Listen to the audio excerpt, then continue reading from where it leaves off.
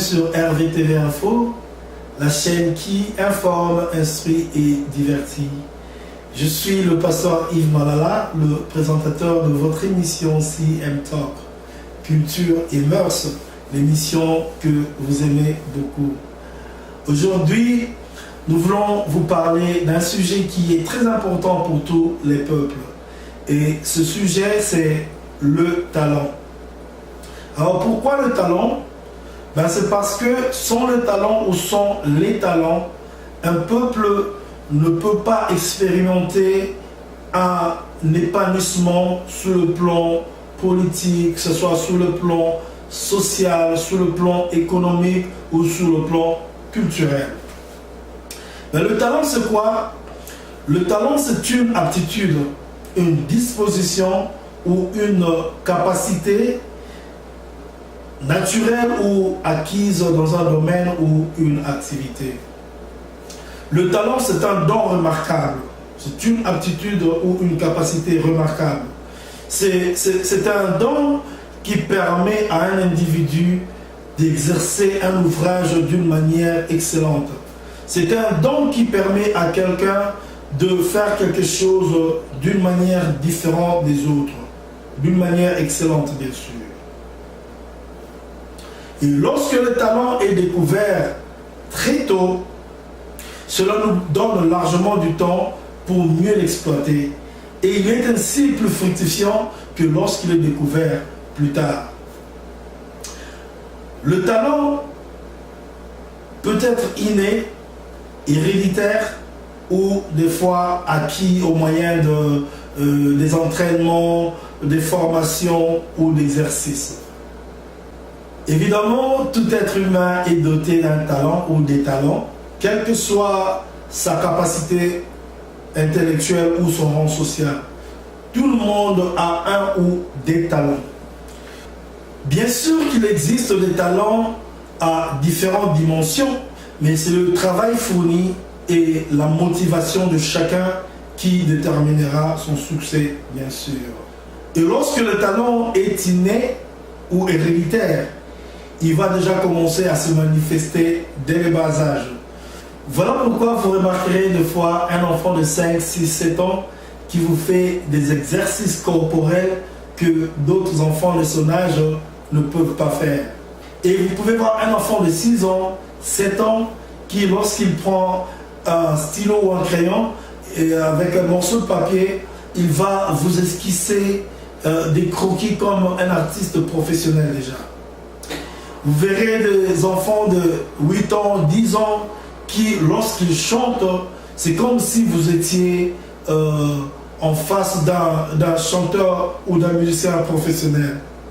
Je me souviens quand on était trop jeune, j'avais des amis qui, déjà à partir de 12 ans, jouaient à la guitare et puis ils étaient à mesure d'aller jouer dans des orchestres qui étaient déjà connus. Il y avait des gens qui faisaient de la batterie dès le bas âge.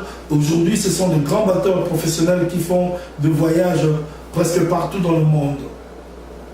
Je n'aimerais pas citer de nom pour ne pas faire la publicité, mais je conseillerais à tous les parents, à tous les responsables, même au gouvernement aussi, lorsque vous remarquez un talent, il faut déjà commencer à lui assurer un encadrement nécessaire.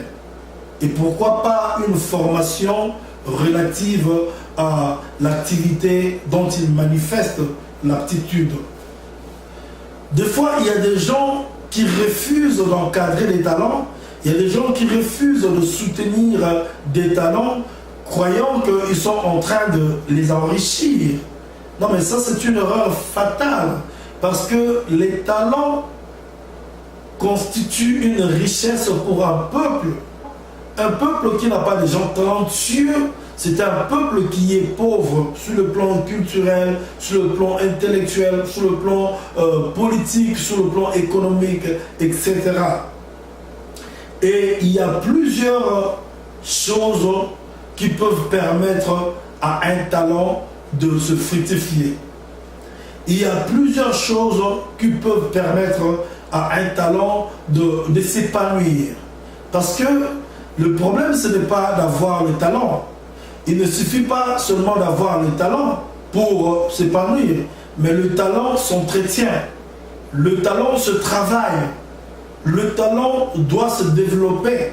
Le talent doit être exploité. Et lorsqu'il n'est pas exploité, il va soit stagner ou régresser. Voilà pourquoi aujourd'hui nous allons parler de 4 choses qui peuvent permettre à un talent ou à n'importe quel talent de s'épanouir. La première des choses qui permettent à un talent de s'épanouir, c'est la connaissance de son don, la connaissance de son talent. Il est très difficile pour n'importe quel individu de s'épanouir ou d'évoluer dans un domaine dont il n'a pas de connaissance ni d'habilité. Voilà pourquoi il est recommandé à toute personne de connaître son don, de connaître son talent, de connaître l'ouvrage qu'il peut exercer avec aisance, de connaître le travail qu'il peut faire facilement. Lorsque vous ne connaissez pas votre don, lorsque vous ne connaissez pas ce dont vous êtes appelé à faire, vous allez vous retrouver dans un domaine qui n'est pas vôtre. Voilà pourquoi il est difficile pour un individu d'évoluer dans un domaine lorsqu'il n'en a aucune capacité ou habileté. Et lorsque quelqu'un ne connaît pas son don, il va se retrouver dans un domaine qui n'est pas sien. Et cela fera qu'il échoue dans tout ce qu'il fait. Parce qu'il n'est pas en train de suivre un chemin qui a été tracé pour lui. Il faut connaître son don. Si vous avez le don de l'art, il faut travailler dans ce domaine-là. Si vous avez le don de la politique, restez dans la politique. Si vous avez le don de l'éducation, demeurez dans l'éducation. Devenez un enseignant ou quelque chose comme ça là. Évidemment, quelqu'un peut avoir plus d'un don. Il y a des gens qui ont le don de la musique, ils ont en même temps le don de la peinture, ils ont en même temps le don de l'écriture, comme le cas de mon vieux Barli Barouti que je salue, comme le cas de mon ami aussi Dominique Bilomba. Il y a des gens qui peuvent avoir plusieurs dons dans leur vie. J'ai vu des gens qui ont le don de la politique, en même temps ils enseignent aussi et ils ont le don de faire autre chose avec excellence. Donc il est très important pour tout individu de connaître son don. Alors la deuxième chose qui peut permettre à un talent de se fructifier ou de se développer, c'est l'exercice, la pratique ou l'entraînement. Évidemment, le talent ne peut se développer qu'au moyen des exercices ou des pratiques. Et n'importe quel athlète, quelle que soit sa discipline, peut perdre ses aptitudes lorsqu'il y a manque de pratique ou manque d'exercice. Car le talent s'entretient et il peut des fois stagner ou régresser lorsqu'il n'y a aucun effort fourni. Il faut travailler lorsque vous avez un talent. Il faut le travailler, il faut l'exploiter. Et très souvent, le talent seul ne suffit pas. Donc, ça prend aussi la formation et l'éducation pour qu'il puisse s'épanouir, pour qu'un talent puisse s'éclater, pour qu'un talent puisse se fructifier. Il faudrait non seulement travailler votre talent, mais aussi vous informer, vous former et vous éduquer par rapport à votre talent. Et cela va vous permettre de faire votre travail d'une manière convenable. Voilà pourquoi dans l'évangile de Matthieu au chapitre 25, à partir du verset 14 jusqu'au verset 30, le Seigneur Jésus-Christ nous a parlé, il nous a donné la parabole des talents. Il dit qu'il y avait un homme qui, avant d'effectuer un long voyage, il fera venir ses 3 serviteurs. Il remet 5 talents au premier serviteur, 2 talents au deuxième serviteur, et au dernier serviteur, il va donner 1 talent. Et longtemps après, lorsque le maître fut de retour, il va faire venir ses 3 serviteurs. Le premier serviteur qui avait reçu 5 talents va présenter 10 à son maître. Il va dire ceci: maître, tu m'as remis 5 talents, et voici, pendant que tu étais en voyage, j'en ai gagné 5 autres. Il va remettre les 10 talents à son maître. Et le maître était tellement content, il dit: c'est bien, bon et fidèle serviteur. Tu as été fidèle en peu de choses, je te confierai beaucoup. Entre dans la joie de ton maître. Et le deuxième, je ne suis pas en train de prêcher, mais je prends cet exemple de la Bible pour expliquer l'importance du talent et pourquoi est-ce qu'il faut travailler son talent. Le deuxième serviteur va se présenter aussi devant son maître. Lui qui avait reçu 2 talents seulement, pendant que le maître n'était pas là, il avait travaillé ses talents, il les a fructifiés et il en a gagné 2 autres. Il dit à son maître: maître, tu m'avais remis 2 talents et voici, pendant que tu étais en voyage, j'en ai gagné 2 autres. Il va présenter 4 talents à son maître.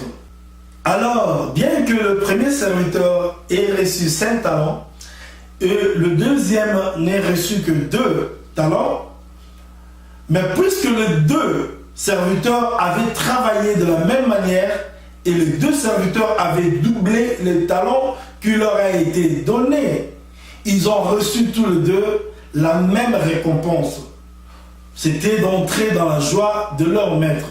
Mais écoutez maintenant ce qui est arrivé au 3e serviteur, au dernier serviteur que vous ne mériez pas être. Ce serviteur-là avait reçu 1 talent seulement. Alors quand le maître est parti, lui eut peur. Il a pris ce talent, il est allé le cacher sous la terre.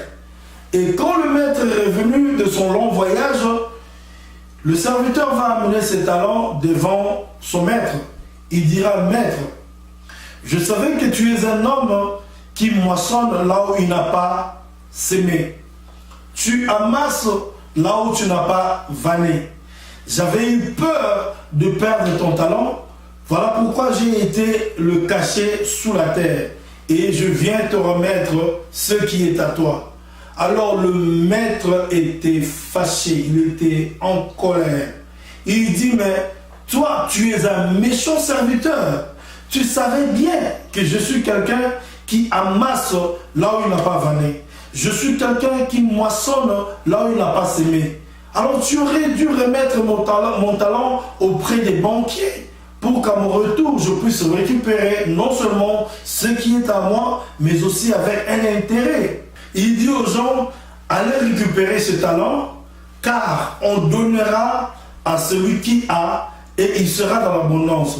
Et à celui qui n'a pas, on notera même ce qu'il a, on récupérera même ce qu'il a, on va enlever même ce qu'il a. C'est ce que ça veut dire. Et il dit: le mauvais serviteur, jetez-le dans les ténèbres du dehors, là où il y a des pleurs et des grincements dedans. Pourquoi est-ce que le Seigneur Jésus-Christ nous a donné cette parabole? D'abord, j'aimerais signaler que dans la Bible, quand on parlait du talent à l'époque, on faisait allusion au poids. Le mot talent était utilisé dans la mesure de capacité. Comme aujourd'hui, nous parlons des kilos pour les francophones, ou des livres ou pounds pour les anglophones, ou des grammes. À l'époque, on parlait des talents. Et lorsqu'on parlait des talents, on faisait aussi allusion à la monnaie. Alors, la leçon que nous pouvons tirer de cette parabole qui nous a été donnée par le Seigneur Jésus-Christ lui-même est que lorsque vous avez un talent ou des talents, vous avez maintenant, vous, le devoir de le travailler pour que ce talent puisse s'épanouir. Vous avez le devoir de travailler pour que ce talent puisse se développer. En d'autres termes, le Seigneur Jésus-Christ voulait dans cette parabole condamner la paresse. La paresse n'est pas bon. Voilà pourquoi dans 2 Timothée chapitre 2, versets 5 à 6, l'apôtre Paul nous dit ceci. L'athlète n'est pas couronné s'il n'a pas combattu suivant les règles. Il faut que le laboureur travaille avant de recueillir le fruit. C'est une erreur fatale pour tout individu de chercher à recueillir le fruit sans pourtant travailler. Ce sera de la paresse, c'est de la magouille ou c'est du vol. Il faut travailler. Le talent, c'est comme une pierre précieuse que vous avez. Les gens qui font le diamant savent que le diamant, lorsqu'il sort tout droit de la terre, il est encore brut. On le travaille pour qu'il prenne une certaine beauté. Il en est de même aussi pour de l'or. L'or, quand il est encore brut, il est sale. Il doit passer par le feu pour qu'il puisse commencer à briller. C'est de cette manière-là qu'il faut aussi travailler votre talent. Le talent, ça se travaille. Le talent, ça s'entretient. Lorsque vous ne voulez pas travailler, vous vous croisez les bras, votre talent aussi va pourrir au-dedans de vous et vous allez mourir pauvre. Tout le monde a l'opportunité, tout le monde a la capacité de réussir dans sa vie. Parce que tout le monde a quelque chose qu'il peut faire facilement avec aisance. Seulement, il y a beaucoup de gens qui échouent dans leur vie parce qu'ils ne savent pas, ils n'ont pas encore la connaissance de leurs dons. Et il y en a de ceux qui ont la connaissance de leurs dons, mais qui sont tout simplement paresseux, qui ne veulent pas travailler et ils croisent les bras. Alors, la troisième des choses qui permet à un talent de se fructifier ou de se développer ou de s'épanouir, c'est la détermination.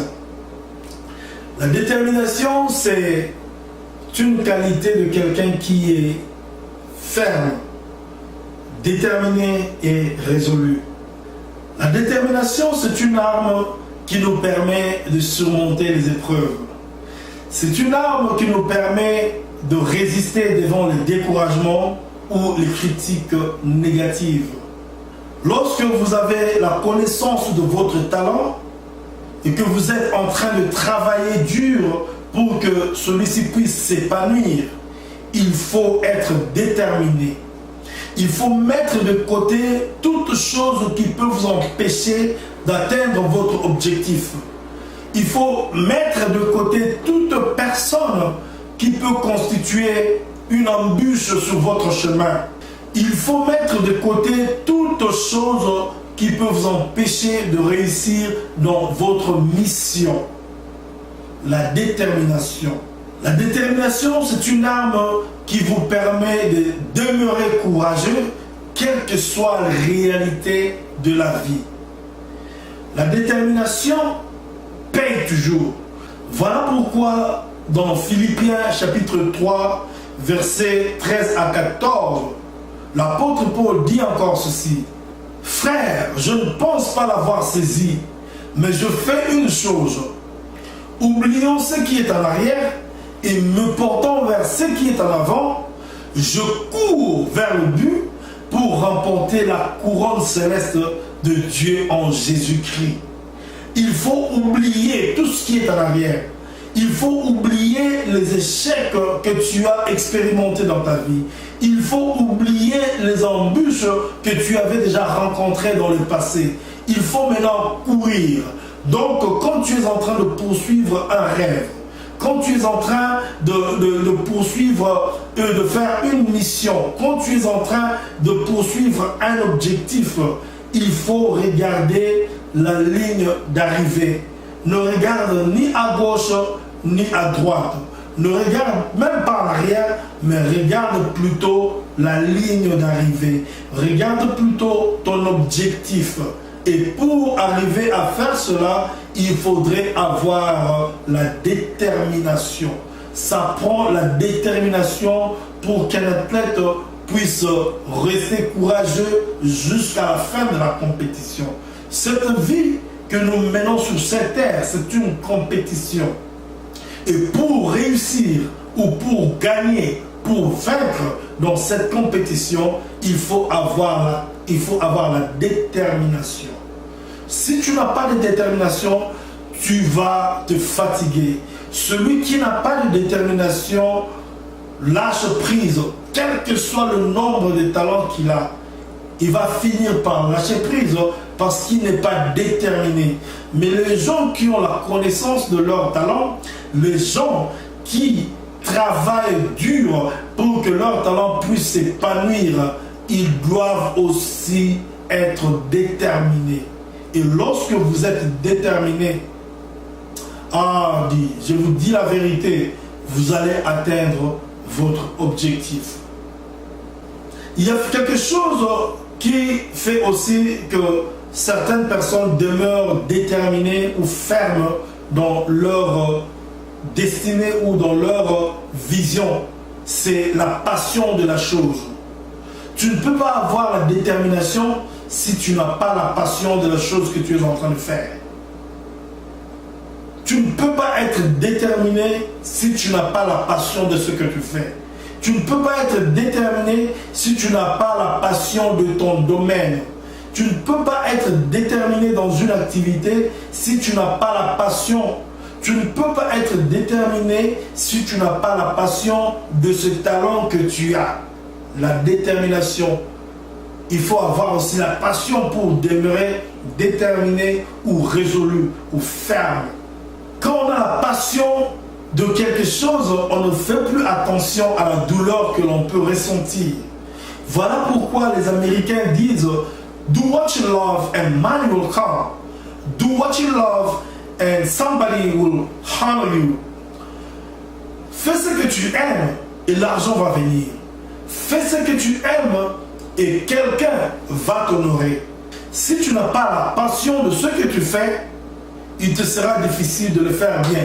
Et lorsque tu ne le fais pas bien, l'argent ne va pas venir non plus. Lorsque tu ne fais pas ton travail, personne ne va t'honorer parce que tu ne le fais pas d'une manière convenable. Mais lorsque tu as la connaissance de ton talent, tu as la connaissance de ton don, tu sais, tu connais le domaine ou l'ouvrage que tu peux exercer facilement et que tu te mets en travail. Tu travailles sérieusement en demeurant déterminé. Cela va te payer. Tu seras honoré. Tu seras aimé des gens. Les gens vont parler de toi. Tu vas marquer l'histoire de ton époque. Parce que tu n'es pas comme les autres. Alors, la quatrième chose qui permet à un talent de s'épanouir, c'est l'environnement. L'environnement joue un rôle très important dans l'épanouissement de quelqu'un. L'environnement joue un rôle très important dans l'évolution d'une personne.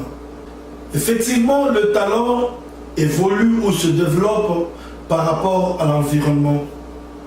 Et il faut être dans un milieu où les gens considèrent ce que vous faites ou considèrent votre domaine afin que vous puissiez aussi vous épanouir facilement. Car beaucoup de gens ont échoué juste par un manque de soutien ou manque d'encouragement. Et le talent ne coopère pas avec les gens négatifs. Le talent ne coopère pas avec les pessimistes. Alors, si vous voulez évoluer, si vous connaissez votre talent, vous connaissez votre don, vous connaissez vos capacités dans un domaine donné, il faut vous rassurer que vous travaillez sérieusement pour l'épanouissement de ce talent. Et lorsque vous travaillez sérieusement, il faudra être déterminé, ferme et résolu. Et vous devez vous rassurer que vous évoluez dans un milieu où les gens considèrent ce que vous faites. Vous devez vous rassurer que vous êtes dans un environnement où votre produit peut se vendre. Vous êtes dans un environnement où votre travail est apprécié. Vous êtes dans un environnement où votre produit est consommé. Je vais donner un exemple typique, par exemple. Ici aux États-Unis, si quelqu'un veut évoluer dans le domaine du cinéma, il faut aller à Los Angeles. Si quelqu'un veut évoluer dans la politique, il faut aller à Washington DC ou à New York, par exemple. Si quelqu'un veut évoluer dans le business, il faut aller en Floride, il faut aller à New York, il y a des endroits qu'il faut aller. Si quelqu'un veut évoluer dans la musique gospel, par exemple, il faut aller soit à Tennessee, il faut aller à Illinois, il faut aller à Michigan, il faut aller en Caroline du Nord, ici, ou vous pouvez aller à New York. Il y a des endroits où, lorsque vous allez, il y a un certain nombre d'activités qui sont en vogue là-bas. Lorsque vous allez quelque part où les gens n'apprécient pas, où les gens ne consomment pas ce que vous faites, vous allez vous passer votre temps pour rien. Ça, c'était par rapport à l'environnement. Il y a aussi le facteur milieu. Les gens qui t'entourent, les gens avec qui tu passes ton temps, les gens avec qui tu veux évoluer. Il y a des gens qui ne serviront à rien dans ta vie. Il y a des gens qui seront là que pour te décourager. Il y a des gens qui seront là que pour t'empêcher d'atteindre ton objectif. Voilà pourquoi tu dois choisir les gens avec qui tu veux évoluer, les gens avec qui tu veux t'épanouir dans ton domaine. Il y a certaines personnes qui peuvent constituer des embûches pour que tu ne puisses pas atteindre ton objectif. Voilà pourquoi tu dois choisir, tu dois savoir choisir les gens avec qui tu peux te mettre de foi. Si tu es un artiste, il faut te rassurer que tu es entouré des gens qui sont des amateurs de l'art ou des gens qui connaissent la valeur de l'art. Si tu veux évoluer dans un domaine, rassure-toi que tu n'es pas entouré des gens négatifs. Tu n'es pas entouré des pessimistes, puisqu'ils peuvent te contaminer leur négativité. Ils peuvent te contaminer leur pessimisme. Ils peuvent t'empêcher d'aller de l'avant. Car, comme je l'ai dit tantôt, le talent ne coopère pas avec les gens négatifs. Le talent ne coopère qu'avec des gens positifs, des optimistes. Tu ne peux pas être déterminé et être pessimiste en même temps. Non, tu dois avoir confiance en toi-même. Et rassure-toi que les gens tout autour de toi ont aussi confiance en toi. Parce que lorsque les gens n'ont pas confiance en toi, ils vont te décourager. Ils vont te dire que le chemin que tu es en train de suivre n'est pas tracé pour toi. Ils vont te dire que le travail que tu es en train de faire n'est pas pour toi. Pendant que tu as un don qui peut te permettre d'exercer cet ouvrage avec aisance d'une manière excellente. Alors, chers amis, c'était là le message que nous avions préparé pour vous aujourd'hui. Le message qui avait pour thème le talent. Nous avons appris que tout individu, tout être humain est doté d'un talent quelconque. Et lorsque on a un talent, d'abord le talent peut être inné, il peut être héréditaire, il peut être acquis au moyen des exercices ou d'une formation quelconque. Et le talent peut se manifester dès le bas âge. Le talent nécessite aussi beaucoup d'entraînement, beaucoup d'exercices, et ça nécessite aussi la détermination. Il faut être ferme, il faut être résolu, et il faut aussi connaître l'environnement où l'on peut évoluer facilement. Il faut avoir tout autour de soi des gens qui peuvent t'encourager, des gens qui peuvent te dire que tu peux aller de l'avant, des gens qui sont là pour te soutenir et non pour te décourager. Le talent. Nous remercions tous ces gens qui continuent à nous soutenir à travers vos messages sur Facebook, vos coups de fil, vos conseils. Vraiment, nous vous en sommes très reconnaissants. Nous remercions le couple Joe et Cathy Mokwa. Merci pour les conseils, Joe Mokwa. Merci à toi, Stéphane Kibunga, pour le soutien. Merci à toi, mon pasteur, le prophète Abou Jean-Paul et Mama Lila. Merci beaucoup, Alain Boulala, Sami Ndombele. Merci beaucoup, Papi Kemukuswa. Merci à toi, Hervé Madjoko. Merci, Titus Tekedi, Armand Fundu. Mes amis, merci pour les conseils. Merci aussi pour le soutien. Merci beaucoup à toi, Nestor Lukusa, Babi Makumbi, Théo Kabongo, José Kabemba. Merci beaucoup pour vos conseils et le soutien aussi. Merci beaucoup à mon frère Yeti Malala. Merci pour le travail que tu es en train de faire pour ce site. Je te remercie énormément. Salomon Lutumba, merci pour le soutien. Merci à vous tous ceux qui croyaient déjà en cette œuvre, bien que nous soyons encore en pleine période de fin de commencement. Je remercie énormément ma charmante épouse qui était derrière la caméra, Madame Betty Orange. Merci beaucoup chérie, que Dieu te bénisse. I love you. Merci à vous tous et on se retrouve dans notre prochaine édition ou dans notre prochain numéro. Que le Seigneur vous bénisse. C'était là votre humble serviteur, le pasteur Yves Malala. God bless you.